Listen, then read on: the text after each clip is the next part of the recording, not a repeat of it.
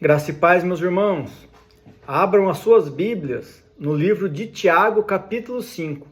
Vamos continuar o estudo dos versículos 16 a 20, onde diz o seguinte: Confessai, pois, os vossos pecados uns aos outros, e orai uns pelos outros, para serdes curados. Muito pode, por sua eficácia, a súplica do justo.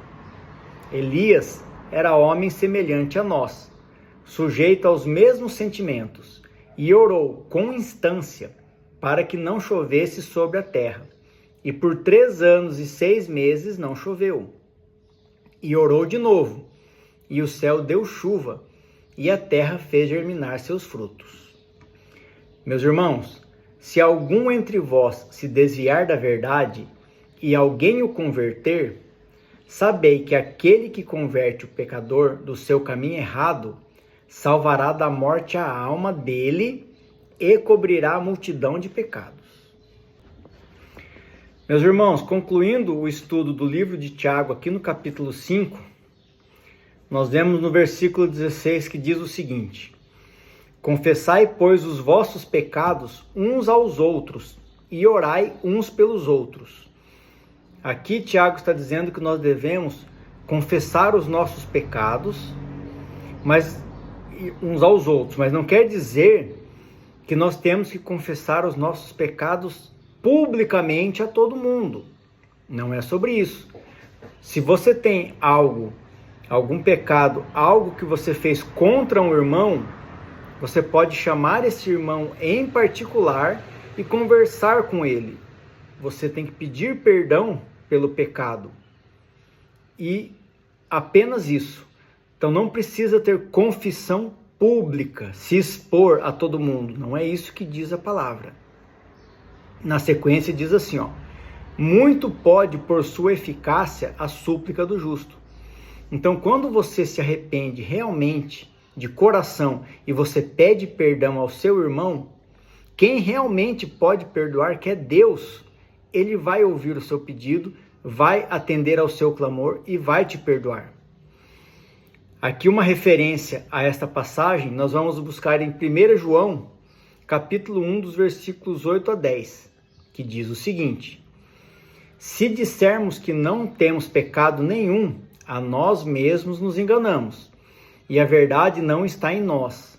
Se confessarmos os nossos pecados, Ele é fiel e justo para nos perdoar os pecados e nos purificar de toda injustiça.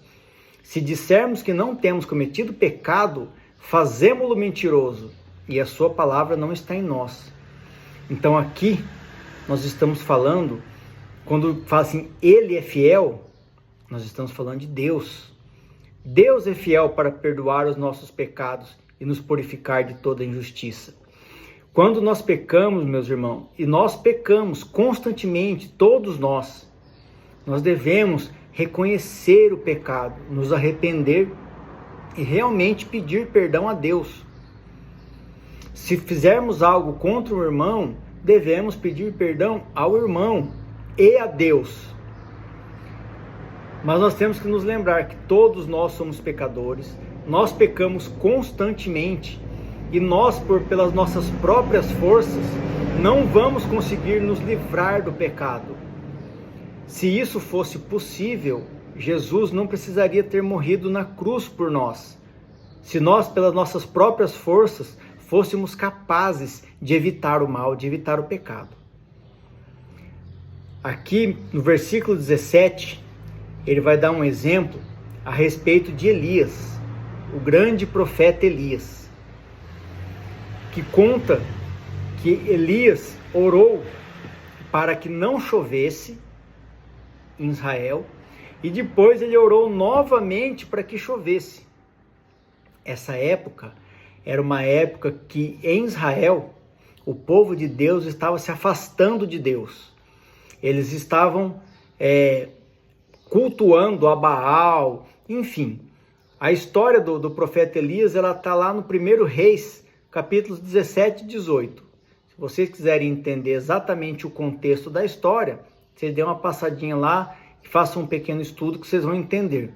O que importa aqui, esse texto falando de Elias, com o contexto que Tiago está nos ensinando, é justamente sobre o poder da oração de um justo. Quando você realmente crê e ora de todo o seu coração, essa arma é poderosíssima e só ela é capaz de nos blindar e nos proteger contra o mal. Vou fazer uma referência ao Evangelho de Marcos, capítulo 11, nos versículos 22 a 25. Ao que Jesus lhes disse: tende fé em Deus, porque em verdade vos afirmo, que se alguém disser a este monte, ergue-te e lança-te no mar, e não duvidar no seu coração, mas crer que se fará o que diz, assim será como ele. Por isso, vos digo que tudo quanto em oração pedirdes, crede que recebestes, e será assim convosco. E quando estiverdes orando, se tendes alguma coisa contra alguém, perdoai, para que vosso Pai Celestial vos perdoe as vossas ofensas. Meus irmãos, aqui nós estamos vendo mais uma vez Jesus dizendo: tudo quanto em oração pedirdes, crede que recebestes, e assim será convosco. Nós não podemos ter uma falsa interpretação aqui, achando que qualquer coisa que eu pedir, se eu orar e falar em nome de Jesus, vai ser atendido. Deus, ele vai entender o propósito do nosso coração. Não adianta você falar: me dá os números da Mega Sena, me dá o número da Mega Sena, me dá o número da Mega Sena. Não. Aqui nós temos que enxergar o mundo com os olhos de Jesus. O que Jesus pediria em oração? E aí sim, as nossas orações serão atendidas. Na sequência, ele diz, versículo 19: meus irmãos, se alguém entre vós se desviar da verdade e alguém o converter. O que significa converter? Converter, meus irmãos, é mudar de direção, abandonar um caminho pecaminoso e voltar-se para Deus.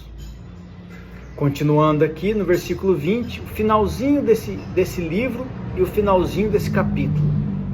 Sabei que aquele que converte o pecador do seu caminho errado, salvará da morte a alma dele e cobrirá multidão de pecados.